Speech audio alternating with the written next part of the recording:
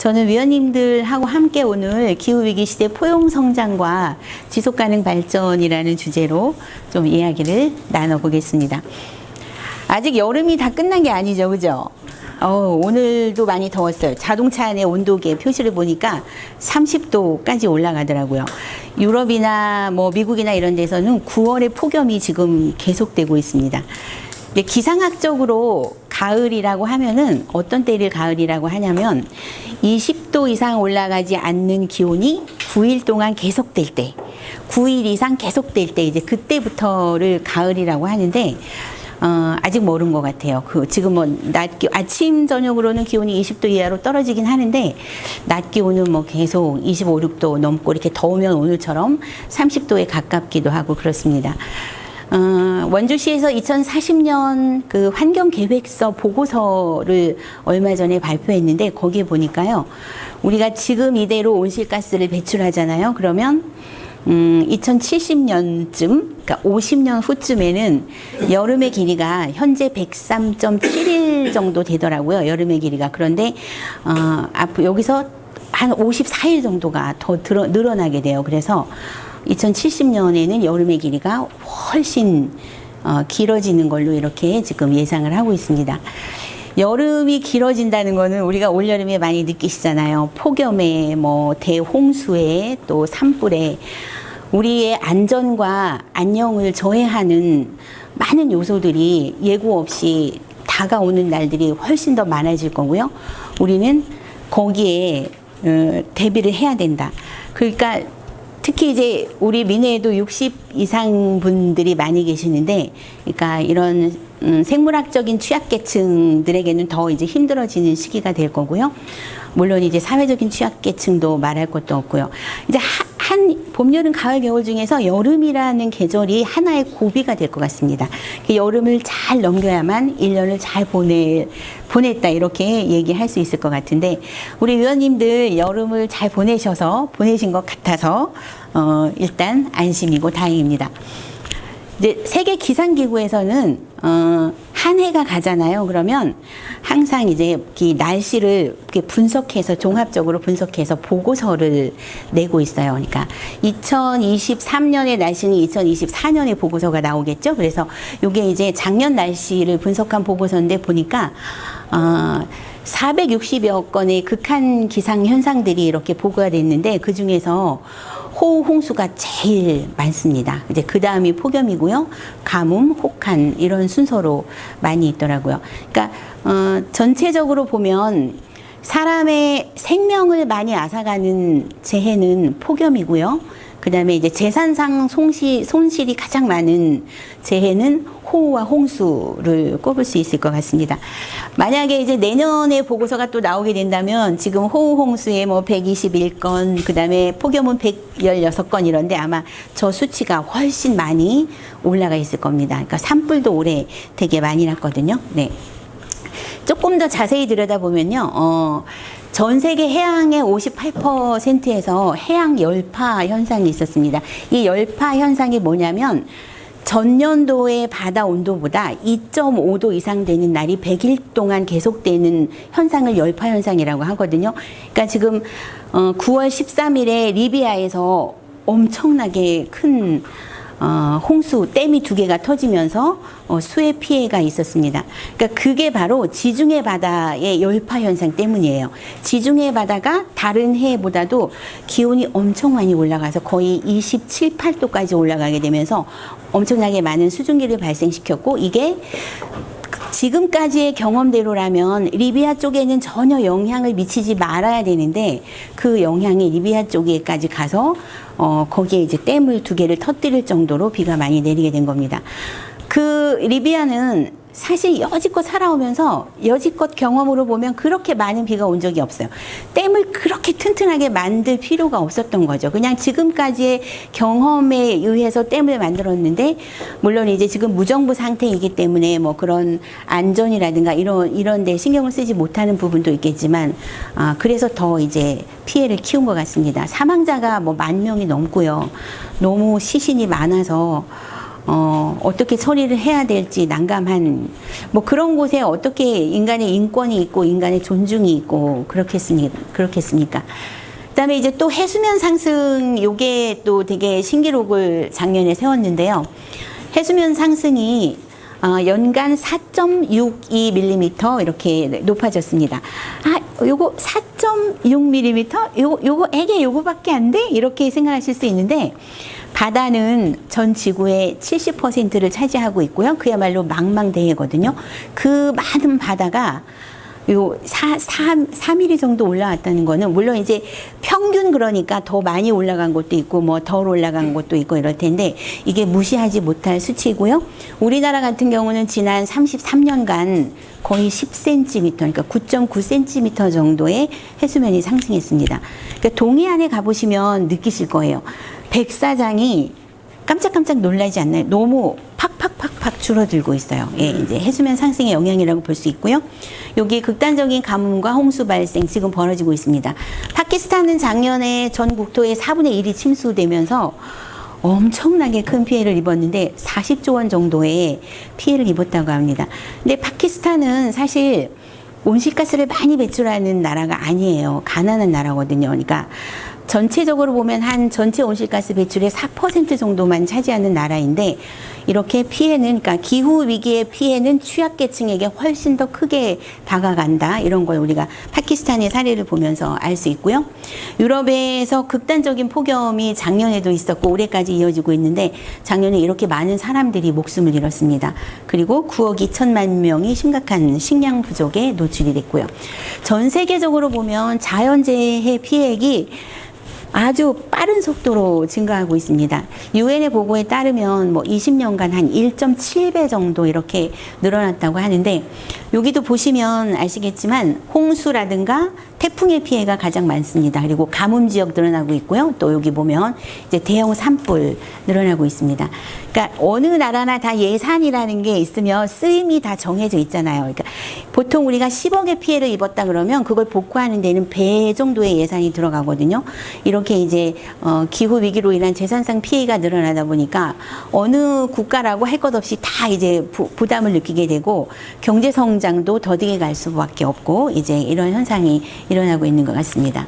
강원도 한번 보겠습니다. 강원도의 자연재해는 어떤지. 강원도도 전국과 비교했을 때 결코 안전지대는 아닙니다. 물론 이제 이 해에 뭐 태풍이 몇 개가 찾아왔고 태풍이 어떤 경로로 움직였느냐 뭐 이런 거에 따라서 이제 많이 달라지기는 하는데요. 강원도도 경북 다음으로 강원도도 이렇게 자연재해 피해액이 많은 곳입니다. 작년 같은 경우에 이렇게 경북 같은 경우는 포항제철이 포항에 있잖아요. 근데 포항제철이 창사 이래로 처음으로 공장 가동이 멈춰 섰었습니다. 왜냐하면 그 주변에 있는 소하천이 범람하면서 이렇게 침수가 된 거예요. 그래서 포항제철이 한 2조 원 정도의 재산 피해를 입고 공장이 멈춰 섰는데, 그래서 아이고 이거 큰일 났다 그래서 포항제철이 이제 차수막을 아주 튼튼하게 준비를 했습니다. 세계적으로 차수막을 가장 잘 이렇게 제방 시설을 잘 하는 나라는 네덜란드죠. 네덜란드가 워낙에 이렇게 해발이 낮은 나라이기 때문에 한번 큰일이 있고 나서 아주 오랜 시간 철저하게 준비하면서 그런 준비를 해왔어요. 그래서 지금 그런 기술력이 뭐 방글라데시라든가 이런 가난한 나라에서 이제 수도를, 인도네시아 같은 경우에 수도가 이제 해수면 상승으로 인해서 잠기니까 옮기는 작업들을 하고 있는데, 그런 데 가서 지금 기술 이전을 해주고 있을 정도로 이렇게 기술력은 뛰어납니다. 어쨌든 우리가 살고 있는 강원도도 결코 자연재해로부터 안전한 나라는 아니다. 안전한 곳은 아니다. 이렇게 알 수 있을 것 같고요. 이제 지난 7월 23일에 유엔 사무총장이 이런 말을 했습니다. 지금 막 전 지구상에서 너무 극한 기상 현상들이 일어나다 보니까 이제 지구 온난화 시대는 끝났다. 더 이상 글로벌 워밍이 아니고 지금은 글로벌 보일링이다. 막 이렇게 끓어오르고 있다. 이제 이런 표현을 쓰면서 현재 공포스러운 상황으로 이렇게 기상 현상들이 벌어지고 있지만 이거는 시작에 불과하다라는 이런 말을 했습니다. 이제 요즘에는 기후 변화라고 하지 않고 이렇게 기후 위기라는 표현을 많이 쓰는데, 기후 위기라는 표현은 사실 이미 4년 전에 영국의 대표적인 일간지인 가디언에서, 원래 가디언은 되게 지필의 어떤 관점이라든가 이런 것들이 되게 신뢰받는 그런 신문사 중에 하나거든요. 가디언지에서 우리는 더 이상 이제 지구 온난화라는 표현을 쓰지 않겠다. 이제 글로벌 워밍이라는 표현을 쓰면 사람들이 뭔가 착각을 하는 거예요. 온난화는 그냥 온난하게 조용하게 진행되는 것 같고, 이런 단어에서 주는 어감이 현재 일어나고 있는 지구상의 기후 위기를 반영하지 못하기 때문에 이거는 약간의 문제가 있다. 그래서 우리는 지금부터 기후 위기 또는 기후 비상사태라는 표현을 쓰겠다라고 이렇게 이제 해서 이미 4년 전부터 이런 표현을 쓰고 있습니다. 자, 유엔 사무총장의 말이 과연 겁을 주는 말이었을까요? 아닙니다. 올해 8월까지에 이렇게 일어나는 일들을 보면 진짜 우리가 보낸 7월이 그래도 우리는 좀 견딜만 했습니다. 막 40도 넘어가는 그런 이탈리아나 이런 데 보면 그래도 우리는 숨을 좀 돌릴 만한 그런 상황이었는데요. 역사상 가장 뜨거운 7월이었고요. 원래 지구 평균 온도가 15도거든요. 15도인데 이때 지구 평균 온도가 17.18도까지 올라갔습니다. 그리고 해수면 온도도 이렇게, 해수면 온도는 평균 18도 정도 돼요. 그런데 훌쩍 올라서 20.96도까지 사상 최고치를 기록했고요. 1940년 유럽연합에서 운영하는 기후변화 감시기구가 있어요. 코페르니쿠스라는 감시기구가 있는데 여기서 측정해 보니까 관측 이래 6, 7, 8월의 온도가 아마 9월이 지나가면 9월까지도 포함될지도 모르겠어요. 가장 높았다.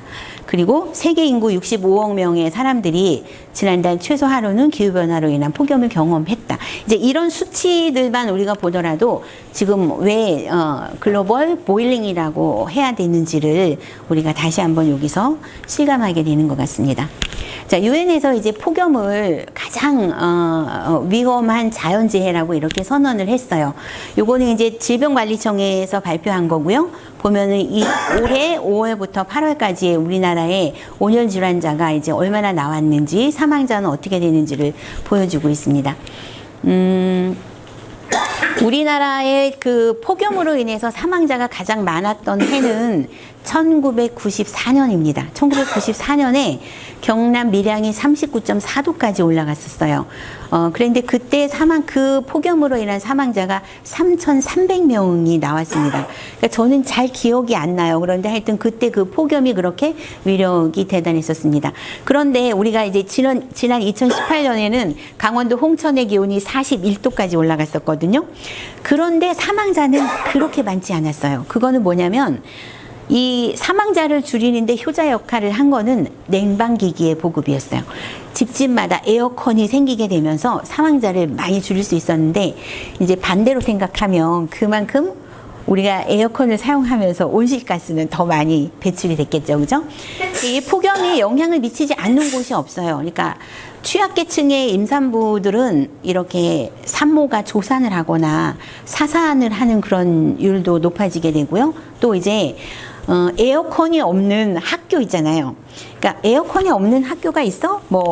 근데 미국 같은 경우도 에어컨이 없는 학교들이 꽤 있대요. 사립학교는 물론 다 있는데 공립학교나 약간 빈민가 쪽에 있는 학교들은 에어컨이 없는 학교도 있는데 학업 성적이 이렇게 다른 곳보다 떨어지는 거야. 떨어진다든가. 그다음에 이제 위원님들 그런 뉴스 들으셨을지 모르겠는데 한 4년 전부터 수컷 거북이가 태어나지를 않는 거예요.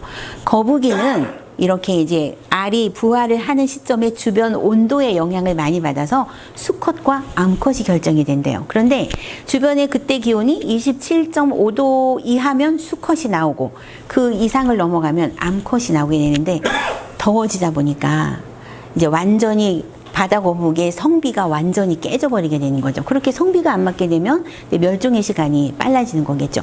이 폭염이 하여튼 살아있는 모든 것들에 다 골고루 영향을 미치는 것 같습니다. 자, 경제 성장의 발목을 잡는 폭염, 요거는 이제 펜실베니아 대학의 우리나라 교수인 것 같더라고요. 이름을 보니까 뭐 로버트 지성박이라고 하는데 그 교수님이 이제 이런 환경 경제학 교수인데 이런 발표를 했어요. 보니까 노동 생산성이 25% 정도 하락하는 온도가 있더라. 보통 사람들이 에어컨이나 그늘, 선풍기 없이 견딜 수 있는 온도는 35도까지라고 하거든요. 그러니까 바깥 온도가 체온을 넘어가게 되면 이렇게 몸이 이렇게 이제 조절 능력이 떨어지면서 되게 위험해지는 거죠. 그래서 열사병, 일사병, 뭐 열실신, 열경련 이제 이런 걸로 사람들이 목숨을 잃게 되는데 노동 생산성이 25% 하락하는 온도가 있어요. 자, 이 온도는 몇 도 정도일까요? 몇 도 정도? 그냥 한번 찍어보세요. 32도. 우와! 32도? 32도? 우와!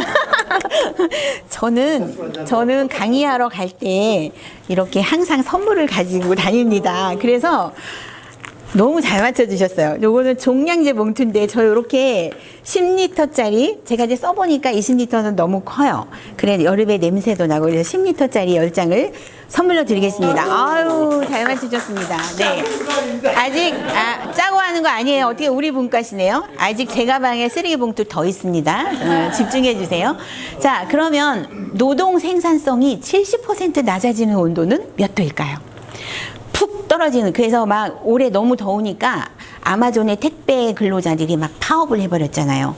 그리고 생각해 보세요. 그냥 앉아 있어도 더운데 35도 이상 되는데 건축 노동자들, 야외 노동자들 이 사람들의 생산성이 올라가겠어요? 너무 힘들죠. 이게 안 됩니다.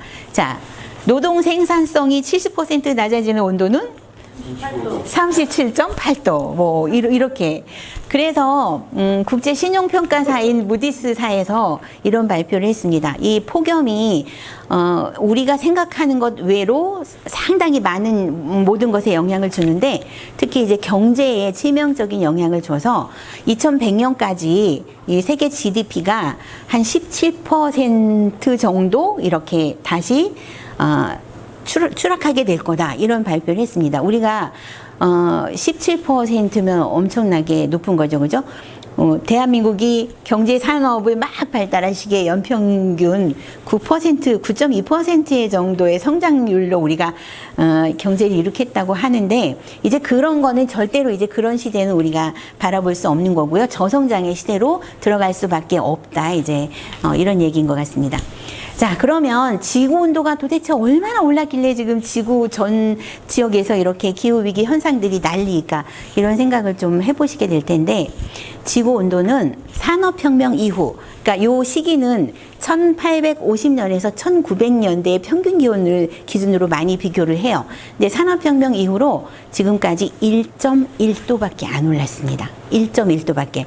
근데 이제 지구의 역사를 좀 길게 보면 지금부터 한 5,500만 년 전에 지구 온도가 한 5도에서 6도 정도까지 올라갔던 적이 있었대요. 지구는 빙하기였다가 간빙기였다가 이렇게 계속 그거를 반복하고 있고 지금은 간빙기잖아요. 근데 빙하기와 간빙기의 온도 차는 6도 정도밖에 차이가 안 납니다. 그러면 옛날에도 6도까지 지구가 올라갔던 적 있었어? 그럼 뭐 지금 1.1도 별거 아닌데 이렇게 생각할 수 있는데 예전에 6도가 올라갔던 거는 2만 년에 걸쳐서 아주 서서히 올라간 거예요. 그러니까 우리가 적응할 시간이 있었던 거죠. 그러니까 4,000년에 1도 정도밖에 안 올라갔던 거예요. 그런데 지금은 우리가 100년 사이에 1도를 확 올려버린 겁니다. 그러니까 너무 짧은 시간에 1.1도를 오르다 보니까 이제 여러 가지 부작용들이 생기게 된 거고요. 우리가 살고 있는 대한민국은 이 세계 평균보다도 더 빠르게 100년 만에 1.8도가 올랐고요. 우리가 이렇게 생활하고 있는 강원도 원주는 아주 빠른 시기에 도시화가 진행이 되다 보니까 원주는 한 20년 사이에 1도 정도가 올라 버렸습니다. 그러니까 되게 빠른 온도 상승을 보이고 있는 도시입니다. 그 1.1도 때문에 지금 이런 극한 기후 현상들이 벌어지고 있는 거고요. 여기 보시면 1도가 별거 아닌 것 같지만 아니에요. 지금 전체적으로 기후에서 일어나고 있는 이런 많은 일들. 태풍의 풍속이 8m나 강해져서 태풍이 더 자주 찾아오고 더 센 태풍이 찾아옵니다. 점점 더 세지고요. 태풍의 힘이. 그 다음에 수증기 발생량이 7%가 증가해요. 망망대해의 바다에서 7%씩 수증기가 올라가다 보니까 올해 새로 생긴 기상 용어가 극한호우라는 말이 생겼잖아요. 시간당 50mm 이상, 그리고 3시간당 90mm 이상일 때 극한호우라고 하는데, 사실 리비아는 하루에 400mm가 왔습니다. 그러다 보니까 이런 일이 벌어진 거고요. 대기의 강이라고 혹시 들어보셨나요? 대기의 강? 이게 어디서 나는 소리죠? 아닌데? 네, 대기의 강이라고 해서 하늘에 수증기가 이렇게 막 떠다니는 거예요. 비를 뿌리는 대기의 강이 떠다니다가 리비아 같은데, 또 얼마 전에 중국 베이징에 또 뭐 홍콩에 이런 데 그냥 확 비를 뿌려버리는 거죠. 이제 이런 현상이 벌어지고요. 자, 가뭄 면적이 1.7배가 증가하고요. 네. 네, 밥 먹으러 가라고 하는 건가요? 이거는 그런 것 같은데. 네. 슬라이드 쇼. 그 시계가 6시가 됐다고 6시가 됐다고 알려주는 거는, 얘는 왜 이렇게 됐지?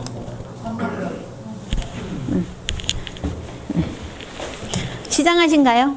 아니요, 아닙니다.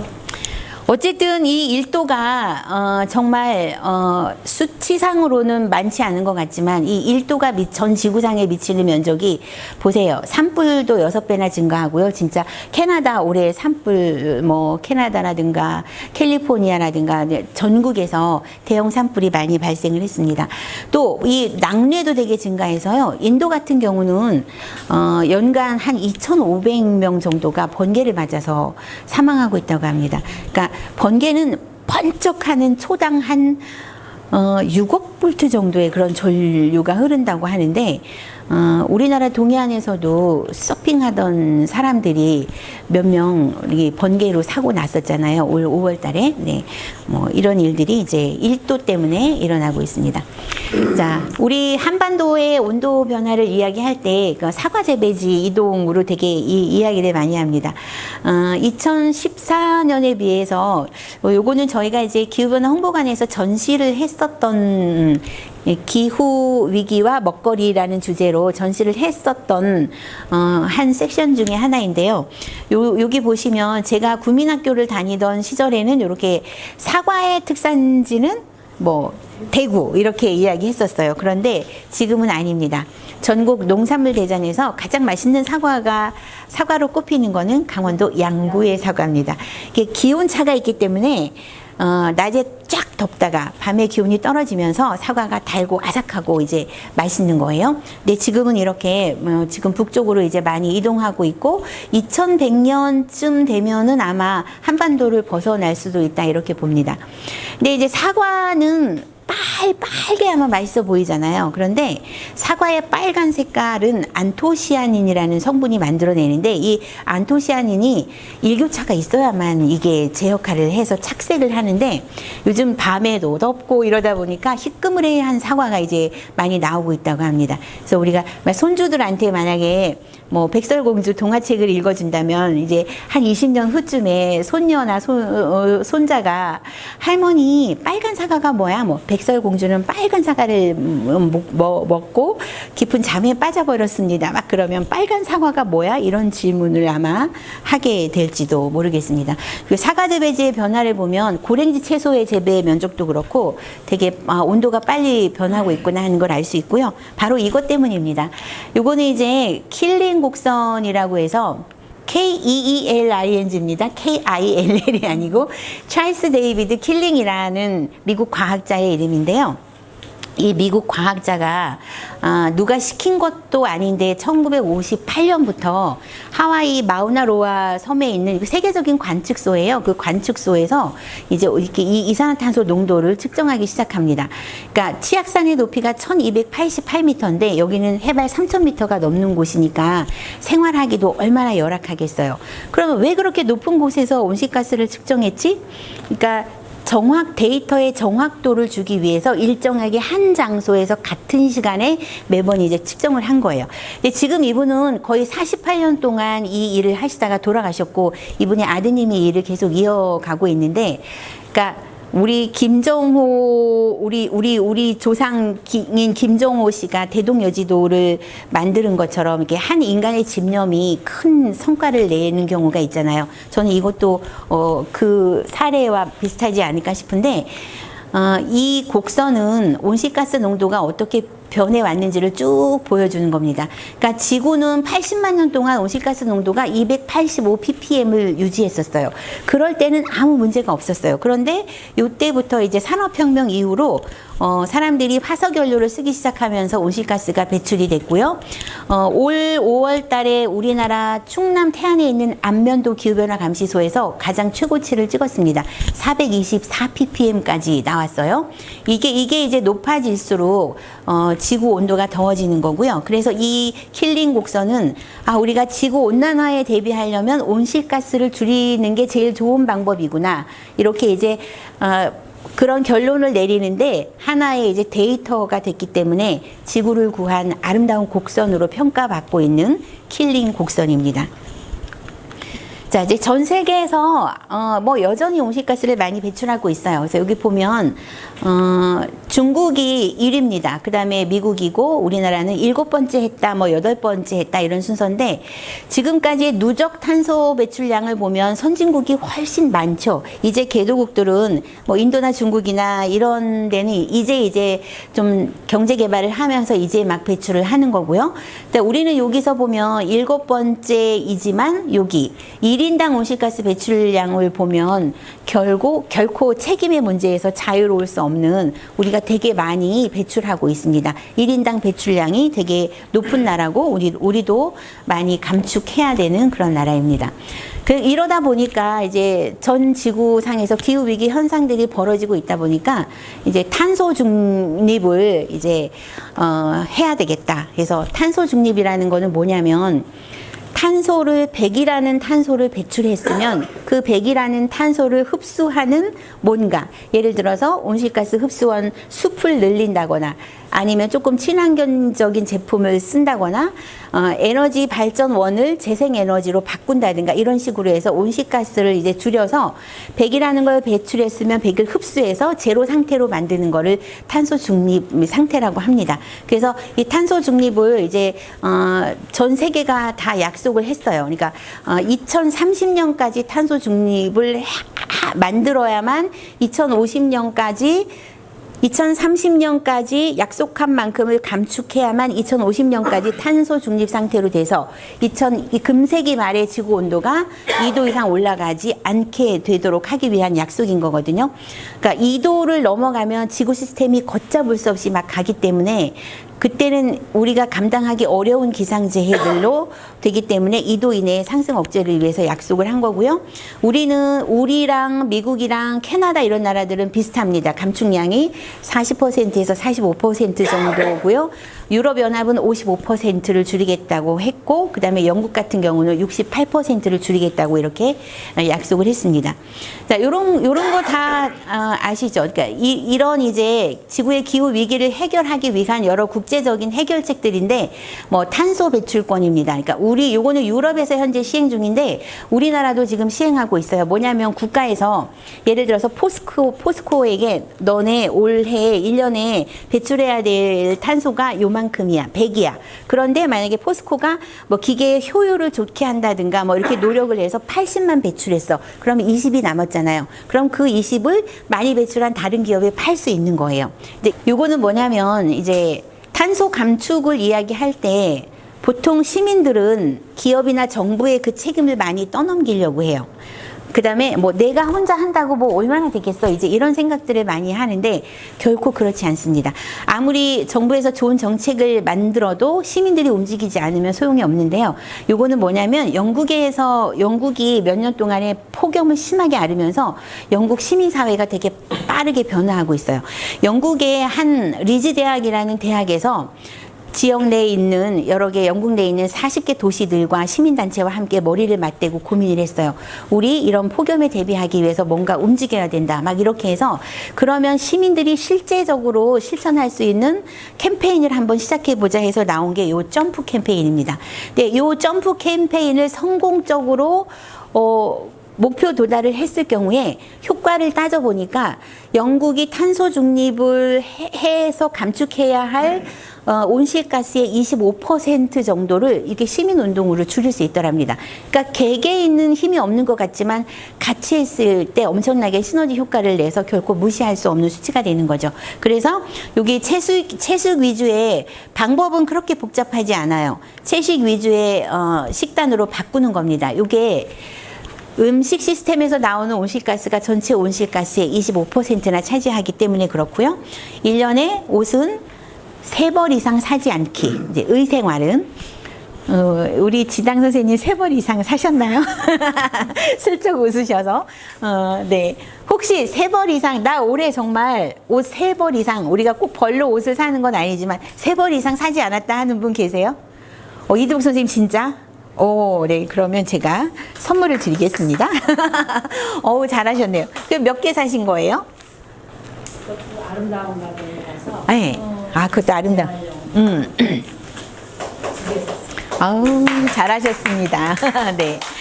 그 다음에 가전제품 한 번 사면 최소한 7년 이상 써야 되고, 요거는 뭐냐면, 이제 이런 캠페인을 하면서 이렇게 계산해 보니까 영국 내에 있는 항공 노선의 70%를 단 15%의 영국인만이 사용하더래요. 그러니까 비행기는 온실가스 폭탄을 내뿜는 운송수단이잖아요. 그래서 멀리 가는 여행은 8년에 한 번만 가고 가까이 가는 거는 3년에 한 번만 가자 이렇게 이제 계획을 잡았고요. 프랑스 같은 경우는요. 비행기를 타고 2시간 이내에 왔다 갔다 할 수 있는 노선은 다 정리하고 있습니다. 그 대신 기차를 이용하면 인센티브를 주는 거예요. 그래서 지금 바꿔가고 있고요. 자동차는 지금 타고 있는 거는 그냥 타되 오래 손질해서 타고 더 망가지면 더 이상 이제 구입하지 말고 그냥 타자. 그게 바로 5번입니다. 그 다음에 6번은 에너지 전환, 단열 공사, 이런 녹색 금융 이용 이런 것들로 이제 시스템의 변화를 갖자는 거고요. 네.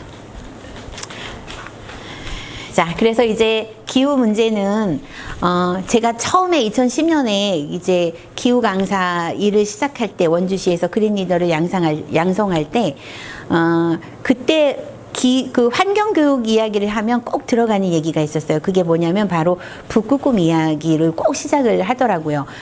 강사분들이 어느 강사분이라 할 것 없이 꼭 북극곰 이야기로 기후변화 이야기를 시작하시더라고요. 그래서 그러면 그 교육을 받는 사람들이 기후변화 이야기는 저기 멀리 있는 북극에서만 시작되는 이야기인가? 나랑은 상관없는 이야기인가? 이제 이렇게 착각을 하기 쉬운 거죠. 그래서 그것 자체가 잘못됐다라고 지적하는 사람들도 있습니다. 근데 이제 더 이상 이거 기후 위기는 북극의 이야기가 아니고요. 나의 이야기, 내 삶의 이야기가 됐습니다. 오송 지하차도 사고 보세요. 그냥 평범하게 출근하던 시민들이었어요. 그냥 평상시처럼 출근하던 시민들이었는데 그런 봉변을 당했고요. 내가 살고 있는 원주라는 도시에 원주는 기상재해가 없는 안전한 도시라고 합니다만 언제 어느 때에 이렇게 물폭탄이 쏟아질지 이제 절대로 안전하다고 이야기할 수 없는 그런 상황. 그러니까 모든 것들이 내 삶과 연계되어 있는 그런 문제이기 때문에 우리 모두가 관심을 갖고 시민들이 자기 위치에서 각각 이렇게 이제 기후 위기에 대응하는 그런 자세들이 필요할 것 같습니다.